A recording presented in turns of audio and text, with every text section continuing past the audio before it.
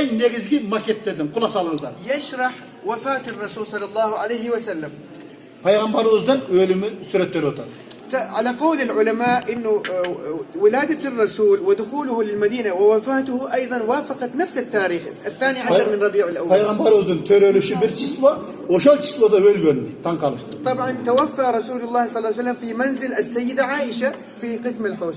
Ayşe Neviz'in üyü, peygamberin üyü iki bilek olan, bulcada jatkan, bulcada eller kavl algan. ايوه. Ayşe Neviz'in üyünde ölgön peygamberimiz. المكان المغلق كانت تسمى غرفة السيدة عائشة زي ما. Bulcada cavuk durgan, bu ne Ayşe Neviz'in bölmesi de atalgan. وهنا عشان مظلة بالسعف النخل مظلة فيها سرير كمان هذا يسمى حوش السيدة عائشة. Bulcada o şol ne kişide tapçan bolgandağın, üstü tosuk bolgan, bulcada ne o şol Ayşe Neviz'in iyisi atıran jeri. طيب كان في سرير هذا كربت عندكم كربت؟ كربت. كربت.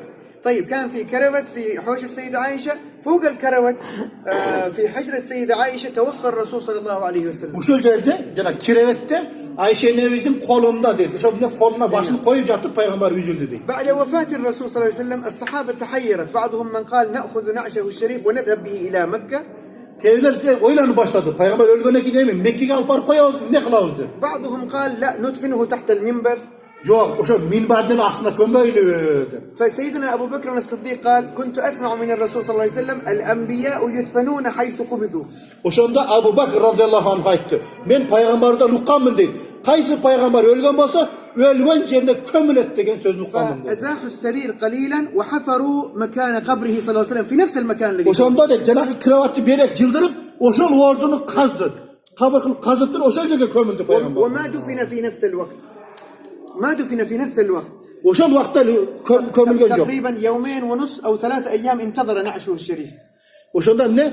2 gün, 3 gün kayrıyor kömülgen talaş tartışıp طبعا oturup. المكان ضيق ما صار صلاة الجنازة جماعة ما صار. Bulcada ne? Orun tar bolgonduktan değil, cemaat menen cenaze namazı okunan. أولا الرجال أتى فردا صلوا صلاة الجماعة. فردا. Erkekler keltir her bir kişi addelle özünce peygambere cenaze okup بعدين getirdi. النساء أتوا صلتنا صلاة الجنازة. Peygamberimiz o cenaze erkekler okup getkenden kin ayaldan gel okup getti başlar. بعدين الأولاد جاءوا أولاد. Annekin baldan gelip cenaze okuldu dedi. وبعد ذلك بعد يومين ونصف دفن الرسول صلى الله عليه وسلم ورأسه الشريف